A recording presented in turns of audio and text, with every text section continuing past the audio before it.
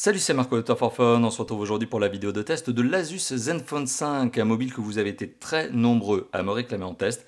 Et bien, c'est aujourd'hui l'occasion de répondre à cette fameuse demande. L'Asus Zenfone 5, c'est un mobile que je vous ai aussi récemment présenté lors de la très traditionnelle et habituelle vidéo de déballage de la boîte qui est en haut à droite de cette image. Mais c'est aussi un mobile que je vous avais présenté lors du salon MWC 2018 qui s'est tenu à Barcelone. C'était en février 2018. L'Asus Zenfone 5, et c'est bien l'une des rares fois où je vais vous le dire directement, c'est un excellent mobile. Alors pourquoi je vous dis l'une des rares fois où je vous le dis directement? C'est parce que d'habitude j'attends la conclusion pour vous donner mon avis. Et bien aujourd'hui je vous le dis de but en blanc, d'entrée de jeu, c'est un excellent mobile. C'est un excellent mobile bien, que l'on va détailler ici à l'occasion de ce test, qui a de très nombreux bons points, vraiment, mais qui a aussi quelques points qui peuvent potentiellement être des points d'insatisfaction. Mais ça, c'est à vous de juger. Et ça, bien sûr, c'est la vidéo qui va vous permettre de donner, obtenir, et qui va me permettre de vous donner tous ces éléments. L'Asus Zenfone 5 que vous voyez tout de suite devant vous, c'est un mobile qui a été lancé au prix maximum conseillé de 499 €. Rassurez-vous, il est très rapidement tombé à 399 €, prix maximum conseillé. D'ailleurs, en juillet 2018, au moment auquel je fais cette vidéo, vous ne le trouverez pas à plus de 399 €, sauf sur certaines boutiques qui n'auront pas fait la mise à jour des prix. Tant pis pour elle. D'ailleurs, en parlant de prix, vous le savez, il y a notre comparateur de prix. Ce comparateur de prix vous permet de faire tout simplement la bonne affaire, parce que je vous le dis, 399 € c'est le prix maximum, mais bien sûr, vous le savez, eh bien, on arrive toujours à trouver des meilleurs prix, et ça, c'est grâce à notre comparateur, dont je mettrai le lien en description, en commentaire, en annotation de cette vidéo, comme toujours. Et ça, c'est pour vous que je le fais. L'Asus Zenfone 5, référence ZE620KL, c'est le mobile que vous voyez tout de suite devant vous. Pourquoi je vous donne la référence? Eh bien tout simplement parce que sur le marché, il y a plusieurs Asus Zenfone 5. Il y a des versions avec plus de RAM, il y a des versions avec plus de ROM, il y a aussi le Lite, il y a aussi le Z. Autant de mobiles d'ailleurs que je vais vous présenter en test prochainement. Mais voilà, autant être vraiment très précis, vous êtes en face de ce modèle qui s'appelle le ZE620KL, c'est la référence précise. Rassurez-vous, c'est celui qu'on trouve le plus largement dans l'Hexagone, c'est généralement celui qu'on retrouve dans les boutiques. L'Asus Zenfone 5, donc, que vous voyez tout de suite devant vous, est un excellent mobile. L'un des très bons points de ce téléphone déjà, c'est son design. Un extrêmement beau design, réussi, c'est un mobile valorisant. Dans le genre, donc, c'est le mobile que vous sortez de votre poche, ben, vous n'avez pas honte, parce qu'il est très beau. Alors, il est très beau parce qu'il y a du design, il est très beau aussi parce que les matériaux sont de qualité, vitres renforcées à l'avant et à l'arrière, donc traité anti-rayures, anti-casse. C'est aussi un téléphone qui possède un châssis en métal. C'est un téléphone qui a des dimensions qui restent, on va dire, raisonnables au regard d'un écran de 6,2 pouces qui est présent sur la face avant. Mais vous l'avez remarqué, l'écran de 6,2 pouces est un écran borderless. C'est un écran donc où les bordures sont extrêmement fines. On est sur un téléphone dont le design a été optimisé au maximum.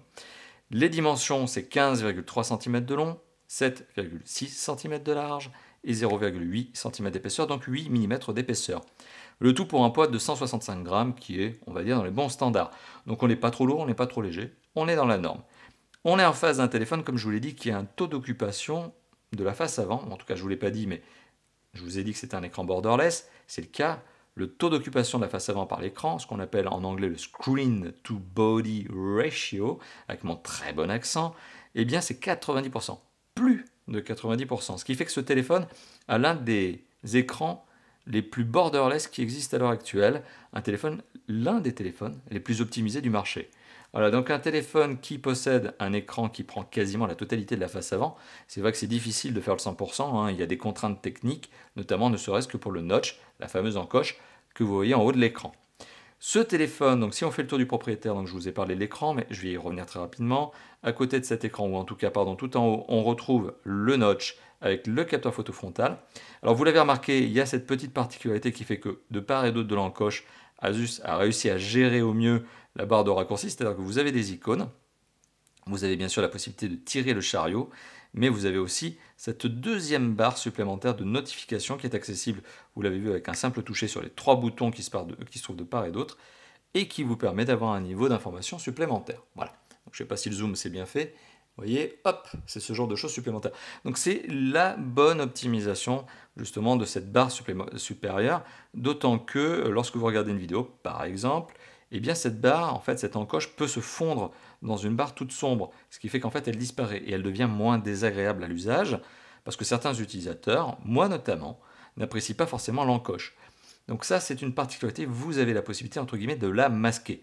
Elle ne peut pas partir parce que c'est du matériel, mais elle peut être cachée par le logiciel, donc c'est un bon point. Sur le côté gauche, parce qu'on va faire le tour du propriétaire, sur le côté gauche, on retrouve un slot qui permet, hop, un slot qui permet de glisser bien tout simplement les deux cartes SIM. Alors deux cartes SIM au format nano ou une carte SIM plus une micro SD, puisque vous êtes obligé de sacrifier le port carte SIM numéro 2 si vous voulez mettre une micro SD. Alors ça, c'est la particularité. On retrouve également un micro, l'un des 3 micros de ce téléphone. Ce téléphone est optimisé au niveau du son. Sur l'arrière du téléphone, on retrouve le marquage Asus du logo, le capteur d'empreinte digitale rapide sur lequel je reviendrai tout à l'heure, le flash LED qui accompagne le double capteur photo, sur lequel je reviendrai tout à l'heure, lequel forme, vous le voyez, une très légère excroissance, ce qui m'amène à vous dire qu'il vaut mieux d'ailleurs avoir un cache, une coque arrière justement, et bien pour essayer de niveler le dos du téléphone et pour éviter que l'objectif, la vitre qui protège les deux objectifs, ne soit trop au contact d'une table et ne vienne se rayer avec l'abrasion, avec le temps. Voilà, donc il vaut mieux, je pense, mettre une coque. D'autant plus que, je fais encore une parenthèse supplémentaire, le dos est glissant. Alors, c'est pas une catastrophe, parce que j'ai vu des téléphones avec des dos en verre encore plus glissants que celui-là, mais le dos reste quand même glissant. Donc c'est un téléphone qu'il faut bien tenir en main. Alors il a des dimensions, comme je vous l'ai dit, qui restent raisonnables, mais il faut quand même bien le tenir en main pour éviter de le faire tomber, parce que ce genre de téléphone, quand ça tombe, je vous le dis, ça a beau être de la vitre traitée un petit peu solide, vous voyez, bah, ça cristallise. Au mieux, ça fait des marques sur le châssis, c'est pas très beau. Au pire, vous vous retrouvez avec des écrans soit au dos, soit à la face avant, des verres, donc des vitres cristallisées. C'est pas très agréable. Et ça, je vous parle d'expérience. Le jack 3.5, ou plutôt le mini jack, a bien été sauvegardé, il est bien là.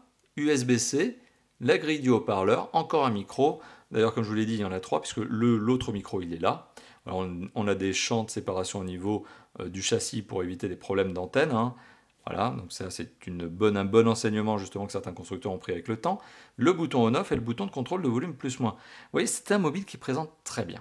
Alors d'ailleurs, petite parenthèse supplémentaire, parce que j'aime bien faire des parenthèses, on est en face ici d'un mobile qui est décliné dans sa version, alors assez étonnamment bleu nuit, hein, on n'arrive peut-être pas à voir le bleu, mais en tout cas voilà, il y a cette notion de bleu nuit. Et vous avez aussi la version qui s'appelle la gris météorite, qui est une sorte de gris clair. Gris argenté, on va dire ça comme ça.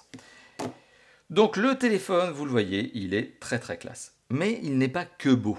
Il a aussi, vous l'avez vu et vous l'avez compris, un écran vraiment très sympathique. C'est un écran, comme je vous le disais il y a quelques instants, qui est un écran 18/9. Alors vous l'avez vu, il y a la petite barre, d'ailleurs le téléphone a lui-même géré le ratio 16/9, 19/9. C'est un écran au format 19/9. C'est un écran qui utilise une technologie qui est l'IPS, donc c'est pas de l'AMOLED. Donc c'est une bonne technologie, dans le sens où ici elle a été bien maîtrisée, c'est pas de l'IPS de base, hein. C'est un IPS un peu sympathique. Alors particularité de cet IPS, eh bien tout simplement, il a un peu moins de contraste qu'un Super AMOLED, mais reste que les couleurs sont vives, dynamiques. C'est un écran qui est doté d'une résolution qui est une résolution Full HD+. Bon, ici, en l'occurrence, avec les deux bandes noires qui ont été travaillées pour voir cette vidéo, on est en face du Full HD. Mais lorsque vous voyez la vidéo en plein écran, 19/9, en plein écran, eh bien on arrive sur une résolution qui est du Full HD+. Et alors du Full HD+, c'est quoi exactement comme résolution? Eh bien c'est du 2246 pixels par du 1080 pixels. Alors sur un écran qui fait 6,2 pouces de diagonale, ça nous donne une densité de pixels élevée, 402 pixels par pouce. Donc autant vous dire, l'image est nette, l'image est belle. Alors l'image est d'autant plus intéressante qu'elle est lumineuse, c'est-à-dire que lorsque vous êtes face à la lumière du soleil, eh bien il vaut mieux avoir un écran lumineux hein, pour compenser la lumière du soleil, pour améliorer la lisibilité en extérieur par exemple. 550 nits, c'est ce qui est revendiqué par le constructeur. Plus ce score est élevé, meilleur sera justement le niveau de luminosité, plus important sera apporté le niveau de luminosité par le téléphone. Aujourd'hui, les ultra haut de gamme, c'est 600, 650 parfois. Ici, on est à 550. Ça a été d'ailleurs validé, mesuré par mes soins. Je mettrai peut-être une petite incrustation pour vous permettre d'avoir une idée là-dessus. On est effectivement en face d'un écran qui est lumineux. On est aussi en face d'un écran donc, qui gère bien son contraste, même si on est moins bon que le Super AMOLED, et qui a des couleurs vives. Et alors ces couleurs vives, justement, eh bien vous pouvez les adapter, vous pouvez les modifier. Vous pouvez les modifier tout simplement en vous rendant eh bien, dans les paramètres du téléphone, dans l'affichage, justement, et pour peu que j'arrive à retrouver, voilà. Vous pouvez gérer la gestion des couleurs. Alors, je ne sais pas si le zoom se fait bien, mais voilà, on peut gérer les couleurs, la température justement de l'image. Ce qui fait que si vous la trouvez trop rouge, eh bien vous pouvez tirer vers le bleu. Si vous la trouvez trop froide, donc bleu, vous pouvez essayer de la rendre plus chaleureuse en tirant vers le rouge. Voilà, donc ça, c'est des paramètres qui sont gérables, réglables, justement, eh bien, dans le menu et dans le paramètre du téléphone, vous l'avez compris. Ce téléphone a donc un très bel écran. C'est un autre bon point. Ce téléphone a aussi une très bonne qualité de son. Que ce soit par le mini jack, ou par l'écouteur, ou par les haut-parleurs, puisqu'il y en a deux, le son est de bonne qualité. Alors, vous allez comprendre qu'il y a d'ailleurs une petite particularité. Les haut-parleurs sont au nombre de deux. Il y a celui qui est présent sur la tranche inférieure, celui-là, mais on pourrait se dire où est le deuxième? Eh bien, le deuxième haut-parleur, en fait, c'est l'écouteur. L'écouteur devient un haut-parleur lorsque vous l'utilisez eh bien, pour avoir du son en Dolby. Hein. Et eh bien, ce téléphone vous donne un son extrêmement puissant. Les deux haut-parleurs, d'ailleurs, sont bien calibrés parce qu'ils donnent un son identique.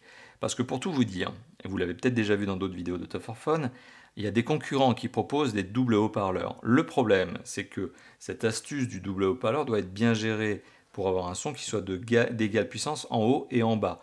Parce que c'est-à-dire que si vous avez un haut-parleur ici qui donne du 90 décibels et ici du 110 décibels, bah vous risquez lorsque vous mettez votre haut-parleur en marche d'avoir un son qui manque de punch d'un des deux côtés. Et ça s'entend. Ça s'entend et c'est même désagréable. Ici pour le coup, c'est pas le cas du tout. Les deux haut-parleurs offrent un son qui est d'égale qualité et d'égale puissance. On arrive même à accrocher les 110 décibels, donc c'est pour vous dire que ça vous arrache les oreilles. Un son puissant et de qualité. Et ça, c'est un autre bon point d'Asus, puisque dans tous les Zenfone qui sont, on va dire, de gamme supérieure, et notamment le Zenfone 5 qui est quand même un téléphone à tendance haut de gamme, eh bien le son a été travaillé. Et on se retrouve avec des normes qui ont été intégrées, justement des normes matérielles et logicielles qui ont été intégrées. On se retrouve notamment avec le DTS Headphones X, ça parlera au connaisseur, et on se retrouve aussi avec du High Res Audio, High Resolution Audio. Encore une fois de plus, ça parlera au connaisseur. Sachez que ce sont des normes, des certifications qui font que ce téléphone est valorisé pour être très bon en son. Autant faut-il encore, pour profiter de ce son, d'avoir du bon matériel. Si vous utilisez justement un pauvre petit casque filaire pas agréable sur ce téléphone, le téléphone a beau être le meilleur possible, c'est votre casque qui va vous donner un son qui ne sera pas agréable. Même chose si vous utilisez le Bluetooth pour avoir des headphones, j'allais dire des headphones, mais bon, un casque, c'est pareil. Si le Bluetooth est un Bluetooth 5.0 qui donne tout ce qu'il faut ici, si votre casque derrière n'est pas terrible, bon, c'est plutôt votre casque qui va vous priver d'une partie de qualité au niveau du son. Bon, mais sachez que le téléphone, voilà, il est très bon sur l'image, vous l'avez compris, et il est très bon sur le son. Mais ça, c'est une particularité d'Asus. Ça fait déjà plusieurs générations de Zenfone que l'on remarque que Asus vraiment met le focus sur un certain nombre de points, dont le son. Voilà. Alors, autre point de ce téléphone, justement, sur lequel on va arriver, c'est les performances. Alors, je vous l'ai dit tout à l'heure, le téléphone a très rapidement baissé de prix. Il est passé de 499 € à 399 €.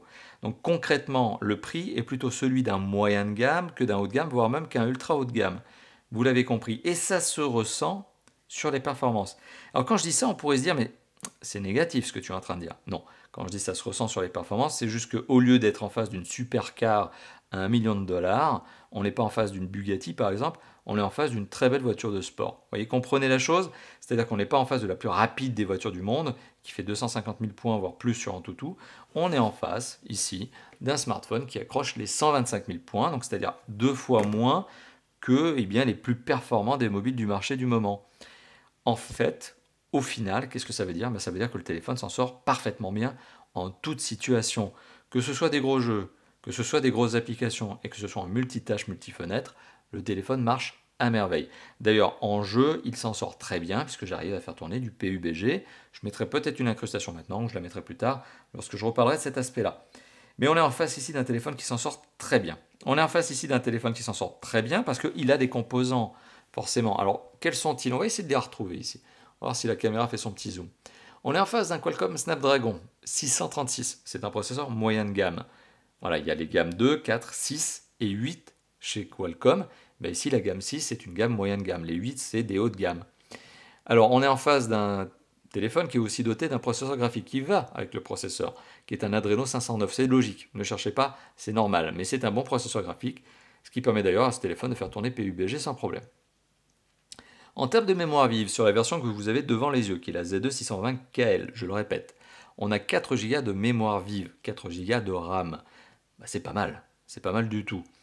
Et on a de la mémoire de stockage, 64 Go de mémoire de stockage, sachant que lorsque vous allumez le téléphone pour la première fois, les 64 Go ils disparaissent et au final, il en reste, je vais vous donner exactement le volume, il en reste 50,7. Voilà. Donc 50,7. Bon, bah, c'est un peu moins bon. Alors là, je viens de lancer 3D Mark, je voulais juste récupérer mon score, celui que j'avais obtenu, mais je me rends compte que j'ai réinitialisé le téléphone et donc bah, j'ai flingué le score. Eh bien, le score de 3D Mark en mode Ice Storm Extreme, eh bien, c'est max. En fait, le téléphone a scoré au max sur ce benchmark 3D. Ce qui veut dire qu'en fait, le téléphone, voilà, comme je vous le disais il y a quelques instants, s'en sort à merveille en termes de performance pour les jeux 3D. Alors c'est d'autant plus agréable lorsque vous savez que les nouveaux jeux qui sont en train de sortir cette année, notamment PUBG comme je vous l'ai dit, et Fortnite, vont demander des ressources au téléphone. Et il vaut mieux que le téléphone en ait, sinon ça va être une galère, parce que vous allez vous retrouver avec un téléphone qui va faire du lag, vous allez vous retrouver avec un téléphone qui va avoir des chutes de nombre d'images par seconde, donc du frame rate qui va chuter. Et ben non, là l'image elle est stable, elle est belle, elle est classe, elle est élégante. Là vous êtes sur un téléphone qui est fait pour ça d'ailleurs. Un téléphone qui peut très bien être fait pour faire du jeu 3D. D'autant plus, mais je vous le montrerai peut-être tout à l'heure, si j'oublie pas, il y a le fameux Game Genie qui est la petite application Asus qui est bien sympa et qu'on utilise avec plaisir lorsqu'on fait du jeu vidéo et qu'on veut streamer, hein. Alors on a parlé des performances. Voilà, on a fait le tour, très beau mobile, très bon mobile sur les performances. Maintenant on va parler de la connectivité. Alors, je vais lancer une petite application, mais là qui n'illustre pas tout de suite mon propos. J'en reparlerai tout à l'heure, mais on est sur un téléphone donc qui est un 4G LTE. Bon, c'est un peu la moindre des choses. Vous allez me dire, c'est normal aujourd'hui d'avoir un téléphone à 300 euros ou 400 euros qui est 4G LTE. Oui, vous avez raison, même des téléphones à 100 euros le sont. Alors, on est sur un téléphone 4G LTE, certes, mais catégorie 12, c'est-à-dire qu'on est en avance aujourd'hui par rapport à ce que vous donnent les opérateurs, notamment en France. Précisément, la catégorie 12, ça veut dire quoi? Ça veut dire une vitesse de 600 mégabits par seconde en téléchargement et de 100 en envoi. Sachant qu'aujourd'hui, au mieux du mieux, en téléchargement en France, en général, vous êtes plutôt à 150. Et encore, ça c'est au mieux quand vous êtes dans une zone qui a de la 4G, quand vous n'êtes pas plusieurs personnes à vous connecter en même temps à la même antenne, quand vous n'êtes pas tous en train de la saturer, quand l'opérateur fait bien son travail, etc. etc., etc. Aujourd'hui, c'est très difficile d'avoir des antennes 4G en France qui délivrent à 150 et plus. Le même et plus, il est d'ailleurs, il est même et jamais. Donc on est plutôt dans les 150 max. Et bien là, on est sur un téléphone qui est prévu pour le futur, qui est prévu déjà, bon, c'est pas de la 5G, mais qui est prévu pour aller sur de la grosse 4G. Maintenant, c'est le travail des opérateurs que de vous fournir cette fameuse 4G qui pulse. Alors, autre parenthèse, on est sur un téléphone qui est doté, donc je vous l'ai dit, de la 4G LTE. Oui, avec les fréquences B1, B3, B7, B20 et B28, la nouvelle fréquence qui est sortie assez récemment en France, donc ça fait une petite année, et bien vous avez toutes les fréquences de la 4G. Tant mieux pour vous. Comme ça, au moins, vous ne posez pas la question de savoir si ça va bien marcher avec votre opérateur, si votre opérateur et votre téléphone a toutes les bonnes fréquences. Bah oui, s'il a toutes les fréquences qui sont nécessaires pour la France. Alors à côté de ça, on retrouve un téléphone, comme je vous l'ai dit, qui a 2 emplacements pour carte SIM dans un slot qui va sur le côté gauche du mobile, qu'on ouvre avec le fameux petit trombone habituel, cette fameuse aiguille que l'on retrouve de toute façon dans la boîte. Et puis si vous la perdez, cette fameuse aiguille, bah, vous savez, hein, un trombone, ça marche très bien. Alors, ce téléphone a donc 2 emplacements pour carte SIM, format nano. Sachant que si vous voulez ajouter une micro SD, comme je vous l'ai dit tout à l'heure, eh bien, il faut faire sauter le slot de la carte SIM numéro 2, c'est-à-dire que vous aurez carte SIM 1 et micro SD. Voilà, vous ne pouvez pas avoir 2 cartes SIM et une micro SD en plus. Et ça, c'est dommage. Ça, c'est dommage parce qu'il y a des téléphones, d'ailleurs, chez Asus, qui permettent d'avoir 3 slots. 3 slots. Et bien là, c'est dommage parce qu'on n'en a que 2. Et bon, on imagine bien que c'est une contrainte de conception parce que faire un slot, justement, un tiroir avec plusieurs emplacements, eh bien, c'est autant de connecteurs supplémentaires à mettre dans le téléphone, c'est autant de place que ça prend, ça devient plus compliqué. Mais c'est dommage, voilà, c'est vraiment dommage justement de devoir faire un choix ici. Pourquoi justement eh bien, ces téléphones ne se permettent pas de mettre les 3 slots et on n'en parle plus, c'est dommage. Alors à côté de ça, on a un téléphone ici qui a toutes les connectivités nécessaires, bien sûr vous l'imaginez, du Wi-Fi ABGN AC. La norme AC étant la plus rapide de toutes les normes, ça qui vous permet de télécharger comme un ouf si votre box Wi-Fi le permet, c'est-à-dire si elle est fibrée, si elle a la norme AC, si vous n'êtes pas trop loin, etc. Donc là, encore une fois de plus, c'est pas trop le téléphone qui va être en défaut, c'est plutôt votre box. Voilà, donc toutes les normes Wi-Fi. C'est un téléphone qui est en Bluetooth 5.0, il a la radio FM, il a le NFC. En termes de GPS, donc de localisation, il a GPS avec la fonction AGPS, donc il utilise les satellites américains, GPS, plus les antennes cellulaires, plus les bandes Wi-Fi pour accroître la précision. Mais c'est pas fini, parce qu'il est aussi GLONASS, ça c'est le réseau de satellites russe, et il est aussi BDS, ça c'est le réseau de satellites chinois. Donc il a GPS, GLONASS et BDS. Et vous allez me dire, vous qui êtes connaisseur, surtout sûrement derrière cet écran que vous êtes en train d'utiliser pour voir cette vidéo, vous allez me dire, mais il manque Galileo. Mais bien sûr que vous alliez me le dire. Eh bien oui, il manque Galileo. Le Galileo, c'est le réseau de satellites européen qui est déployé depuis pas trop longtemps, hein, ça fait moins de 6 mois qu'il est en fonction. Et ben, malheureusement, non, ce téléphone, il n'utilise pas le réseau de satellites européen pour accroître sa précision. N'empêche que, comme je viens de vous le dire, il utilise les Américains, les Chinois et les Russes. Et là, ça fait quoi, une cinquantaine ou une soixantaine de satellites pour se localiser. Bon, il n'a pas trop de problème, le téléphone, hein. Alors, on a parlé de la connectivité, mais c'est pas fini. Alors, il a aussi le mini jack, comme je vous l'ai montré, le micro USB, non, l'USB-C, et puis il a plein de choses. Il a plein de choses, il a aussi tous ces fameux capteurs. C'est un téléphone qui est fait pour la réalité augmentée, qui est fait pour la réalité virtuelle. Alors, bien sûr, parce qu'il a un bon écran avec une belle densité de pixels, donc ce qui fait que ça ne va pas vous cramer les yeux quand vous aurez le téléphone contre la tronche. Mais c'est un téléphone ensuite qui a aussi l'accéléromètre, la boussole, le gyroscope, et bien voilà, tout ce qu'il faut pour justement faire de la VR, de l'AR. Donc voilà, il est fait pour ces jeux-là, que sont par exemple Pokémon Go. Il est fait pour ça. Alors, il y a un autre capteur aussi, il y a le capteur d'empreinte digitale, qui marche très bien. Capteur d'empreinte digitale, alors je mettrai probablement une incrustation, qui déverrouille selon la marque le téléphone en 0,3 secondes. Et bien c'est vrai que ça va vite, ça marche bien, c'est efficace. Je ne l'ai pas pris en défaut ce téléphone, donc bon capteur d'empreinte digitale. C'est pas fini parce que le capteur photo frontal permet aussi de déverrouiller le téléphone en reconnaissance faciale. Là encore une fois de plus, ça marche bien. À un détail près, comme en ce moment je suis avec une bonne grosse barbe et des bonnes lunettes, le téléphone, il me connaissait pas trop ça. Il me connaît pas trop comme ça, c'est-à-dire avec la grosse barbe et bon du coup il a un peu de mal. Voilà. Mais la reconnaissance faciale, elle marche bien quand vous lui faites pas des astuces, quand vous lui faites pas des petits coups, hein, ce téléphone. Parce que c'est sûr que de se laisser pousser la barbe, pardon, ça va pas l'aider. Ah, bon. Voilà, donc ça c'était pour vous parler des capteurs. Et il reste quand même un point quand on parle de connectivité qui est un point intéressant, à mon avis. En tout cas, j'aime bien le dire, j'aime bien appuyer dessus, j'aime bien insister. C'est le DAS. Le DAS, c'est la capacité que le téléphone a à émettre peu ou beaucoup d'ondes lorsque l'on utilise le téléphone, c'est-à-dire en GSM, donc c'est-à-dire des appels, ou en 4G par exemple. Le téléphone que vous voyez tout de suite devant vous a un DAS qui me semble très élevé, trop élevé pour un téléphone conçu et commercialisé en 2018. C'est pas nouveau chez Asus, ça sera pas le dernier téléphone qui aura un gros DAS chez Asus, mais je trouve ça dommage. Le DAS de ce téléphone, c'est 1,2 watts par kilo à la tête, 1,47 au corps.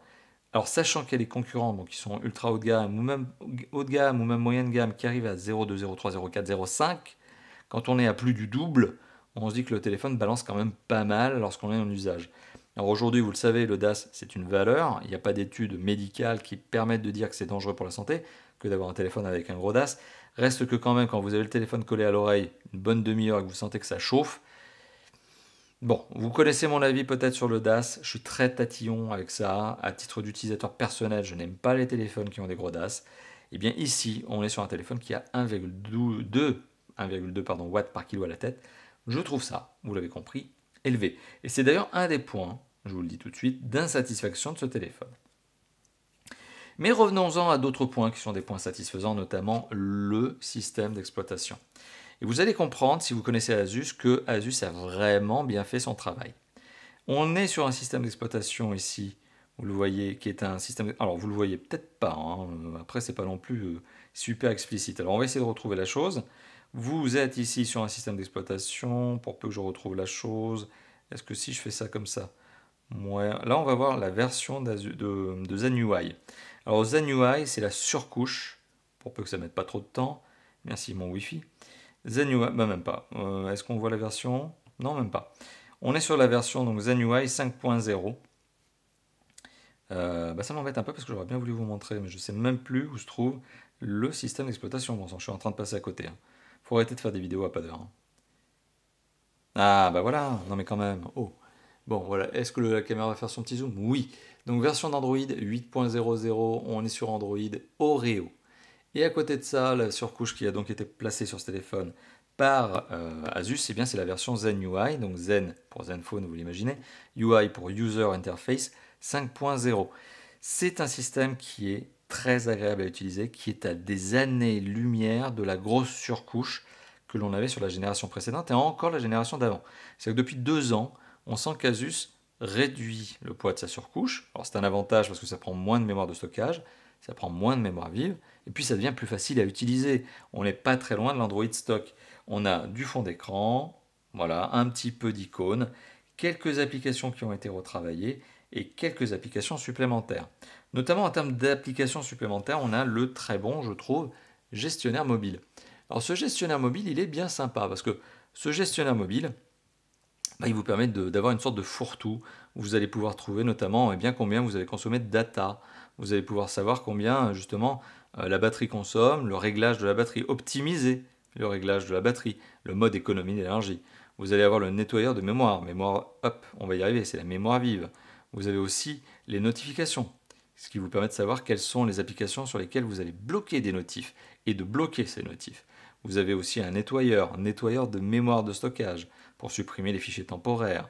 Vous avez sécurité et autorisation qui vous permet de savoir quelles sont les applications qui vous demandent des autorisations plus ou moins pénibles, plus ou moins curieuses et de justement le limiter. Donc voilà, c'est ce fameux gestionnaire de mobile que je trouve très sympathique. Vous avez aussi le magasin de thèmes qui vous permet de personnaliser votre téléphone.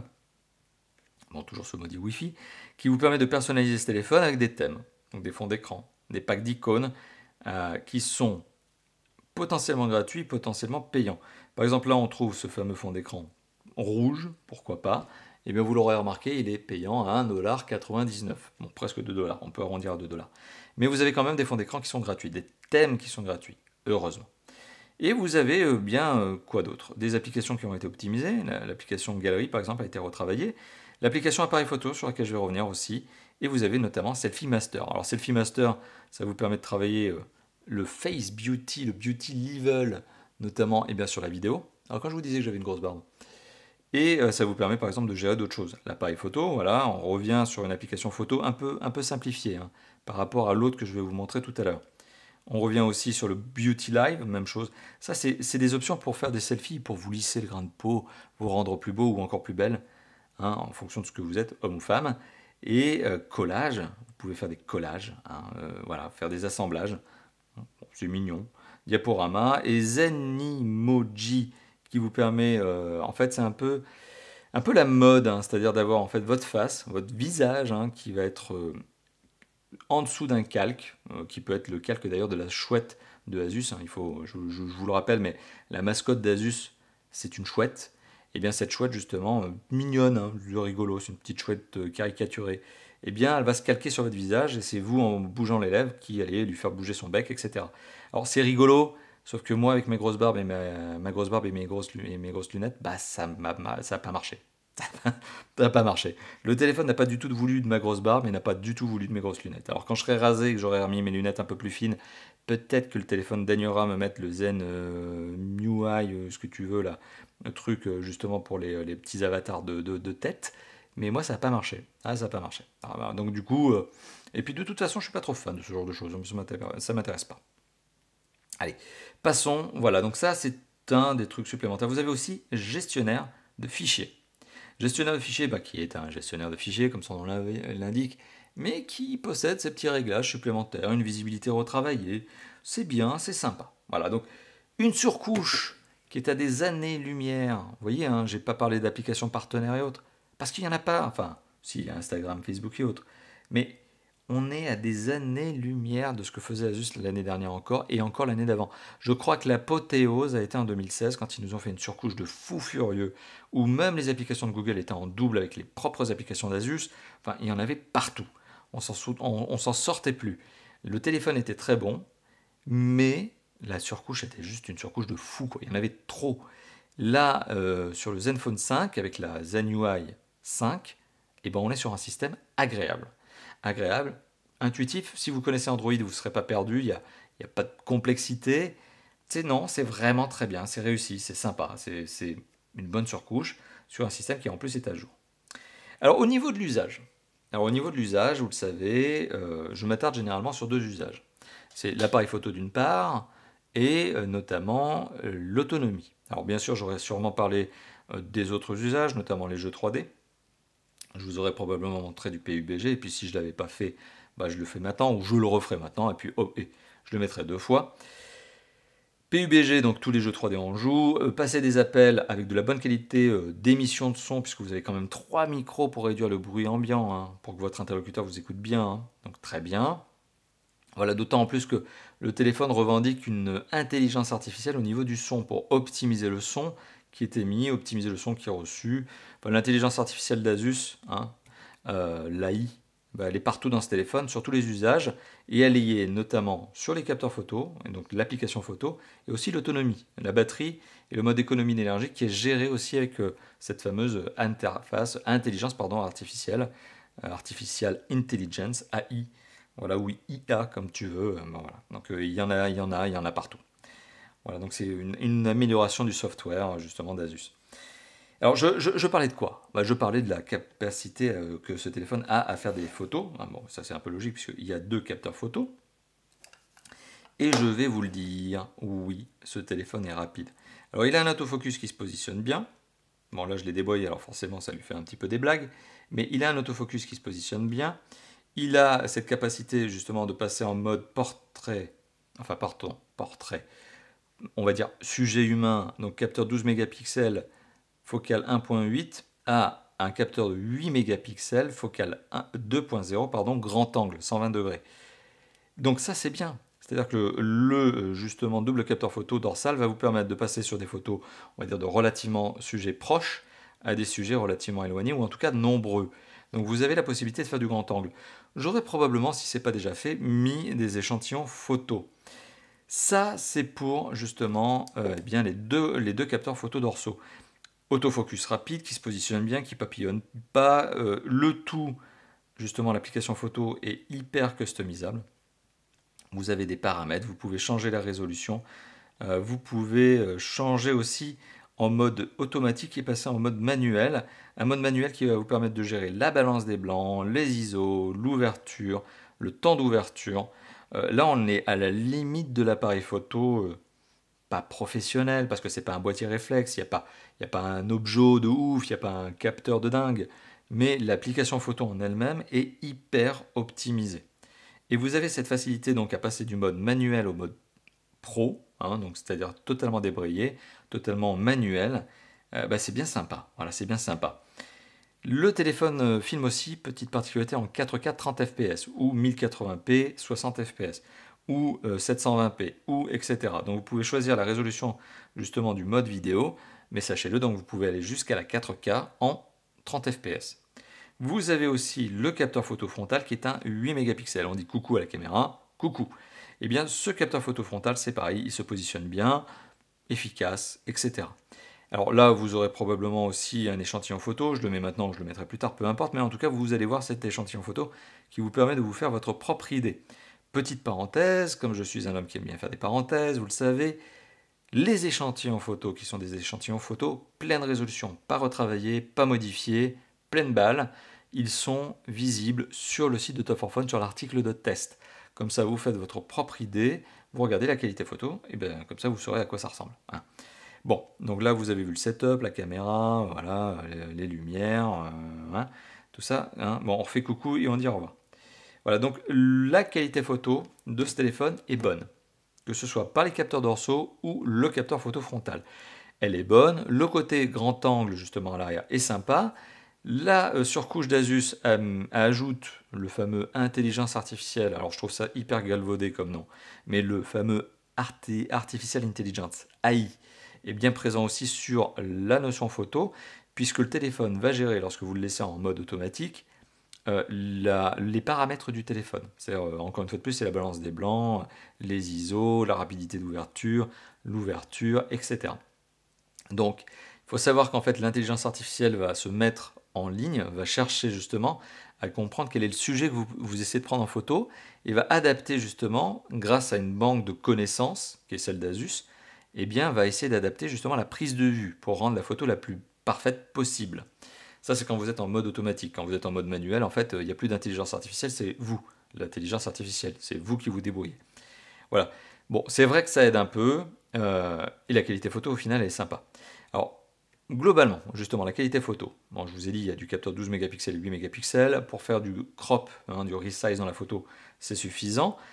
Les couleurs sont plutôt bien gérées, je trouve. Il n'y a pas trop d'aberrations chromatiques, sauf quand vous prenez un sujet où il y a une forte dominante. Par exemple, petite parenthèse, encore une fois de plus, j'aime bien faire ça. Vous prenez un sujet avec un très beau ciel bleu derrière qui prend 2 tiers de la photo. En fait, le ciel bleu va prendre une prédominance sur la photo et ça risque potentiellement d'influencer tous les autres éléments en termes de couleur. Donc c'est là aussi où il faut savoir gérer sa photo, c'est éviter de prendre un sujet où il y a une couleur qui prédomine, qui vient en fait forcer le téléphone à gérer les autres couleurs. Et ça, il n'aime pas trop. Je pense que c'est lié à l'intelligence artificielle qui essaie de composer, qui ne comprend pas trop pourquoi il n'y a que du bleu, enfin bon, etc. Mais globalement, la qualité photo est très bonne, vraiment très satisfaisante. On est vraiment dans les bons élèves du marché. C'est un bon photophone. A une particularité propre, mais là c'est mon propre perçu. Je trouve que ça manque un peu de finesse, ça manque un peu de détail quand on zoome à fond. On sent que ça manque un tout petit peu de détail. J'aurais voulu des images un peu plus tranchées, un peu plus nettes, un peu plus avec plus de piqué. Voilà. Mais après, bon, ça c'est mon perçu. C'est parce que j'aime bien les images où justement il y a du détourage, où c'est fort, où c'est bien, voilà, c'est bien marqué. Là, c'est pas le cas. On a des images qui sont plutôt lisses, c'est-à-dire que les sujets, voilà, il y a un manque de détails, de netteté, de piqué au niveau, par exemple, du contour d'un sujet. Mais ça, c'est mon propre perçu. Il y a des gens qui n'apprécient pas, peut-être vous qui êtes en train de regarder cette photo, quand le piqué est forcé. Bon, bah c'est comme ça. En tout cas, moi j'aime bien. Et pour le coup, vous voyez, c'est une critique qui n'en est pas vraiment une parce que c'est très subjectif. Mais globalement, la qualité photo est très bonne. Au niveau de l'autonomie, alors l'intelligence artificielle aussi prend le pas dans l'autonomie, c'est merveilleux. Au niveau de l'autonomie, on est sur un téléphone dont l'intelligence artificielle permet notamment, un petit exemple, d'éviter d'avoir un téléphone qui ne charge trop à fond. Parenthèse. Ah, j'aime bien faire des parenthèses. Lorsque vous rechargez le téléphone pendant que vous êtes en train de faire votre dodo, vous allez mettre le téléphone à brancher et le téléphone, s'il n'était pas celui-ci que vous êtes en train de voir, va charger tout le temps à 100%. Et c'est-à-dire qu'il va faire 100%, 99, 100%, 99, 100%, 99. Vous l'avez compris, la batterie va morfler pendant votre cycle de sommeil. Votre cycle de sommeil va faire que le téléphone va faire plusieurs cycles de recharge. C'est mauvais pour la batterie, ça va l'user beaucoup plus rapidement. Ce téléphone comprend votre cycle de sommeil, c'est-à-dire qu'il se calque sur vos habitudes de dodo pour faire en sorte que la batterie ne soit pas rechargée à 100% avant que vous vous réveillez. Comme ça évite d'avoir ce fameux 100%, 99, 100%, 99, etc. C'est-à-dire qu'il va monter à 80%, 90%, et puis gentiment, jusqu'à votre réveil, eh bien, il va monter dans les derniers pourcentages. Voilà. Donc, c'est la particularité justement du mode intelligence artificielle appliqué à la batterie de ce mobile. Une batterie justement qui fait 3300 mAh, qui est une bonne batterie. Moins de 3000, ça aurait été une bêtise. 3300, ça me semble adapté. C'est une batterie qui est dotée de la recharge rapide, 5 volts 2 ampères. Vous pouvez recharger très rapidement ce téléphone. 1h30 permet de recharger de 0 à 100%. Et c'est un téléphone qui a une bonne autonomie. Pour passer ma vie dessus, oui, mais pour 1 heure de vidéo, ce qui est mon test standard, vous le savez, on est à 18% d'énergie consommée. 18% d'énergie consommée parce que ce téléphone a aussi cette capacité à gérer sa performance en fonction de l'usage. Si vous faites du jeu 3D, le mode intelligence artificielle va mettre toute la patate pour justement avoir des beaux graphismes et de la fluidité d'image. Si vous êtes en train de regarder une vidéo, forcément, il n'y a pas besoin d'avoir le processeur qui tourne à fond. C'est un format qui est beaucoup plus facile pour le téléphone à lire. Et bien du coup, il baisse ses performances et donc ça allonge l'autonomie du téléphone. Voilà, donc c'est la particularité de ce mobile. Il a une bonne autonomie qui est liée aussi à cette optimisation logicielle. 1 heure de vidéo, 18% de batterie consommée, c'est parmi les bons élèves. C'est un téléphone qui arrive assez facilement à dépasser la journée avant d'être rechargé. 2, ça serait un grand luxe, donc non, cherchez pas, c'est une bonne journée, peut-être 1,5, mais vous allez le recharger au bout de une journée et demie, c'est sûr. 2, c'est pas la peine. Cherchez pas à faire ce genre de choses, à moins d'enclencher le mode économie d'énergie, d'être très dur sur justement les paramétrages en baissant la luminosité à fond, etc. Mais non, mais c'est un jour d'autonomie ce téléphone. Mais un jour confortable. sans galérer. Voilà. Et donc du coup, voilà, on arrive à la conclusion de cette vidéo. Hein. Une vidéo qui est, comme vous l'avez compris, un peu longue, plus de 30 minutes, on est bientôt dans les 40 minutes. Tout simplement, pourquoi? Parce que c'est un téléphone sur lequel il y a des choses à dire. C'est un très bon téléphone, je vous l'ai dit en début de vidéo, je vous le recommande, je vous le conseille bien sûr pour son prix, 399 € et moins, grâce à notre comparateur de prix, dont vous retrouverez le lien en commentaire, en description et en annotation de cette vidéo. Pour 399 € et moins, on est en face d'un téléphone qui est complet, bien pensé, bon design, bon écran, connectivité complète, totale, rien à redire, etc. On est en face d'un téléphone sympa, bien pensé, bien étudié. Vous voyez, j'ai du mal à faire des critiques. Alors, quelles sont les critiques que je peux apporter à ce téléphone? Les vraies critiques. Alors, en tout cas pour moi, le DAS. Le DAS, je trouve trop élevé. C'est pas bien. C'est pas bien pour un téléphone commercialisé en 2018 que d'avoir un DAS qui est quasiment 2, voire même 3 fois plus important que celui des petits concurrents. C'est assez étonnant. Alors, je sais qu'on va me parler de capacité à capter les antennes et autres. Oui, enfin bon, aujourd'hui, je vais vous dire, moi j'essaie d'avoir des échanges avec des organismes certificateurs de DAS pour savoir si le DAS élevé a un impact sur la capacité à bien se connecter à une antenne. A priori, non. Mais bon, soit. Mais le DAS est trop élevé. Donc déjà, pour moi, c'est un mauvais point. Deuxio, bon, il est un peu glissant, mais il est un peu glissant parce que de toute façon, le téléphone a un dos en verre. Bon, pour moi, c'est même pas un mauvais point. Le manque de piquer justement au niveau des photos, peut-être un mauvais point, mais même pas en fait au final. Donc vous voyez, tout au long de cette vidéo, je vous ai donné beaucoup de bons points. Moi, j'ai des notions qui sont très personnelles, sur lesquelles effectivement je suis un petit peu tatillon, mais ce n'est pas des notions qui, à mon avis, sont suffisamment fondamentalement bloquantes pour vous. Maintenant, c'est à vous de vous faire votre propre idée, c'est à vous de choisir. D'ailleurs, n'hésitez pas à mettre dans les commentaires les points sur lesquels justement vous pensez que ce téléphone est très bon et peut-être les points sur lesquels vous pensez qu'il ne peut peut-être pas vous convenir. J'aimerais bien vous voir réagir dans les commentaires. Dites-moi si le DAS, si les photos, etc. Qu'est-ce que vous aimez dans ce téléphone, hein? Que vous l'ayez ou pas, qu'est-ce que vous avez apprécié dans ce test et quels sont les points qui vous semblent vraiment les très bons points qui feraient que vous achetiez le téléphone et puis ceux qui pourraient être peut-être dissuasifs. Voilà, mettez-moi ça dans les commentaires. Voilà, donc du coup, vous l'avez compris, hein, on arrive à la conclusion de cette vidéo. Merci de l'avoir regardé, hein, vous le savez, chez Top 4 Phone, on a fait des vidéos longues, mais c'est pour vous donner tous les détails, mais du coup, vous nous donnez aussi votre temps. Moi, je vous donne du temps avec ces vidéos, et vous me donnez du temps en regardant les vidéos, donc c'est sympa. Merci d'avoir regardé cette vidéo. N'hésitez pas à la liker, hein, bien sûr, vous le savez, hein, c'est un petit pouce bleu qui se trouve là, hein, le petit pouce bleu qui fait plaisir et qui encourage à faire plus de vidéos. Vous pouvez aussi, faites-moi plaisir, vous lâchez dans la zone de commentaires. J'ai vraiment envie d'avoir votre participation. Vous le savez, je ne demande rien d'autre. J'ai pas de Patreon ou autre, des trucs absurdes de ce niveau-là. Moi, je ne demande qu'une seule chose, c'est votre participation. Les participations dans les commentaires. Et puis, si cette vidéo vous a plu et si vous n'êtes pas déjà abonné, et ben voilà, c'est un petit bouton qui s'appelle plus un abonnement. Et puis, vous cliquez aussi sur cette petite cloche là qui vous permet de recevoir toutes les notifications des futures vidéos. C'est toujours plus sympa. Voilà. Encore une fois de plus, je me répète, je vous dis merci d'avoir vu cette vidéo et on se retrouve bientôt pour d'autres vidéos de déballage, de présentation, de tests, d'interviews, etc., etc. Comme d'habitude chez Top 4 Phone. Allez, à bientôt. Ciao, ciao.